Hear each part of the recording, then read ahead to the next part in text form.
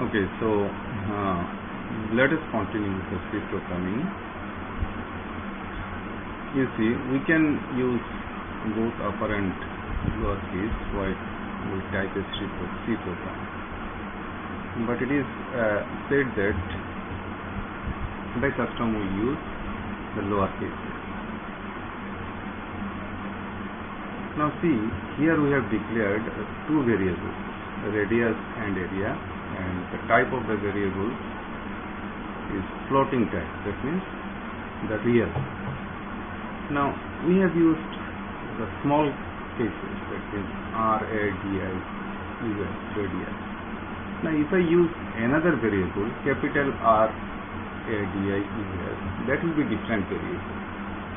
So during the declaration of variable, we can use either uppercase or lowercase.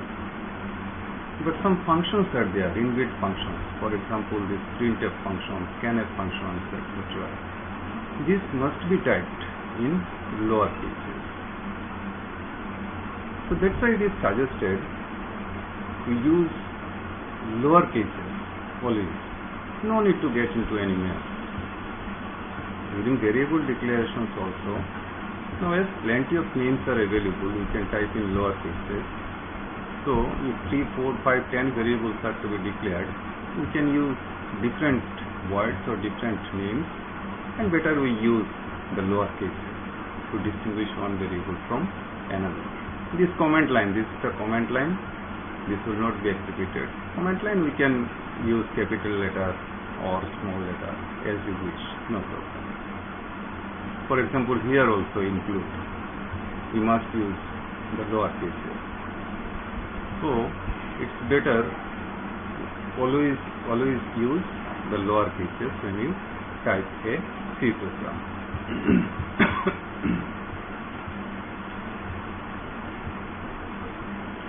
Now, where to type the program? Basically, we type the program in the text editor. If we download the C compiler, I think it's available, free of cost available in the net. And then install the program. You can try also on your laptop. I think many of you having laptop at your home. So where to type the program? You will type the program in the text editor. Now after typing the program, you save this file. And this file will be termed as the source file. This file will be termed as the source file. Next, what to be done? We convert this source file into the machine language file. That means this type program must be converted to the machine language so that the computer understands. So after saving this typed file, we go for the compilation. We compile this syntax. If any error is there, then it will be detected. Then again you will have to go to the text editor and rectify it. And then again go for the compilation.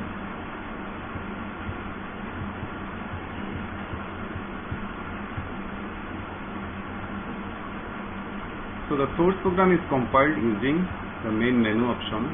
Options are there given in the menu.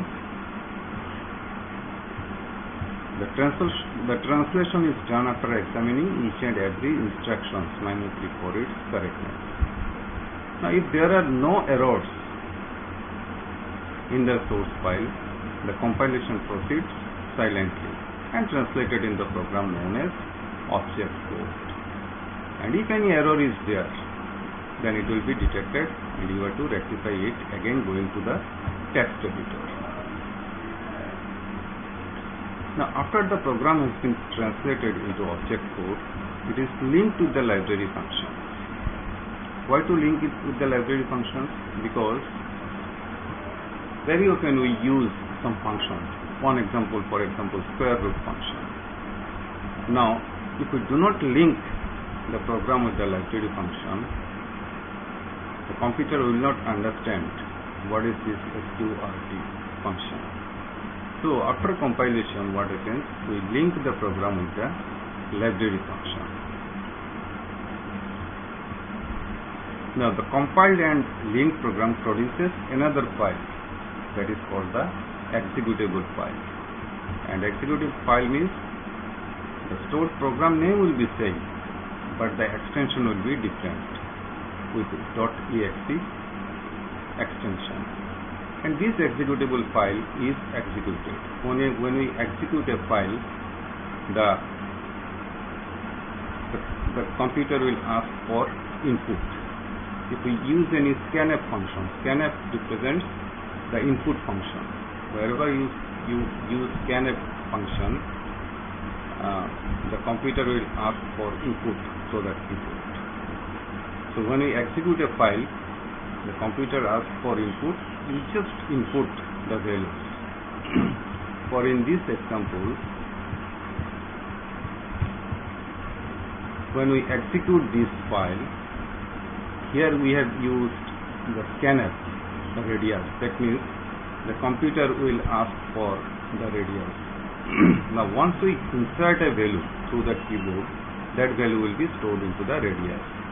Next what happens? The area will be calculated using this formula, and printf. Printf means the output statement. The output will be stored in the area, and that will be reflected in the computer screen.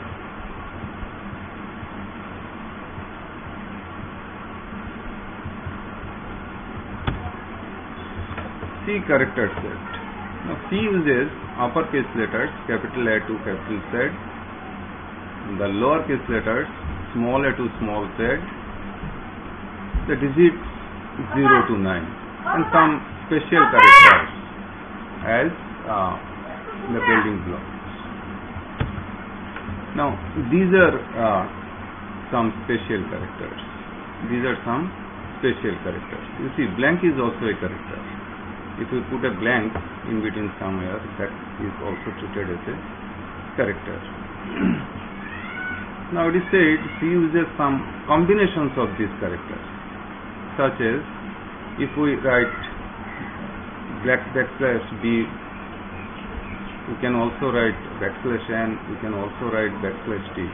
Now suppose in the output command we write backslash T. Backslash T, it means that the before output one tab will be given. If I write backslash N, that means the output will be in the new line, etc.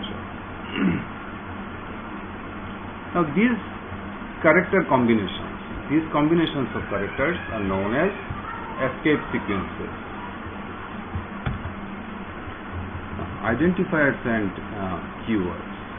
In C program, what happens? Whenever we use some variables or functions or arrays, at first we have to declare them with some names. Now these names given to various program elements such as variables, functions and arrays, these are known as the identifiers. For example, in the earlier program, we have seen that the radius and area. So these are two variable names. These are known as identifiers. Similarly, if we use any functions inside the program, then at first we have to give the names to these functions. These are also identifiers. Sometimes we use arrays also. So if we use any array in the function, we have to declare the array with some names, and these names are also known as identifiers. So simply identifiers are the names given to variables, functions and arrays. Now some rules are there for declaring the identifiers. You see, upper and lower case letters are not interchangeable. As I said, if I write small r a d i u s, this is an identifier, and if I write capital R a d i u s, this will be another identifier, different. So the identifiers are case sensitive. We say that they are case sensitive. So an uppercase letter is not equivalent to the corresponding lowercase letter. Underscore can also be included when we use an identifier or declare a variable or array. Now see some valid identifiers. These are the examples of some valid identifiers. Names. This can be treated as an identifier. Area. Tax underscore rate. This is also a valid identifier because underscore can be included and it is considered to be a letter. Underscore can be given at the beginning also or at the middle also. No problem. But some invalid identifiers are there. Here you see we have written 4.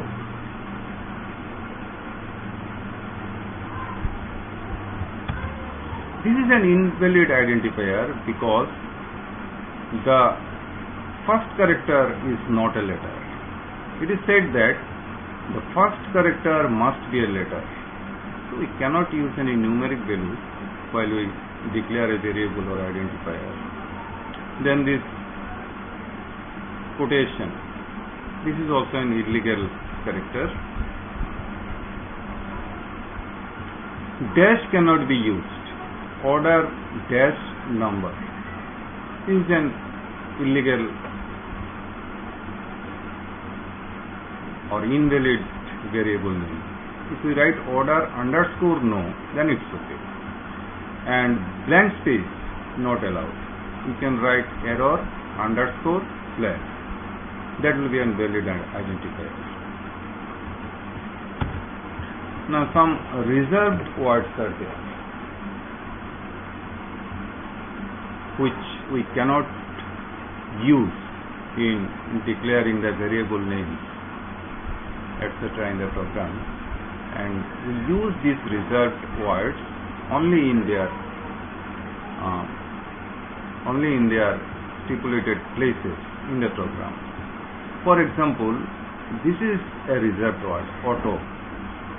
For example, break, case, char, const, and continue, default. Now see, I just tell you, whenever we declare a variable, we cannot write say float auto because this is a reserved word. Now these are the some reserved words we cannot use as an identifier.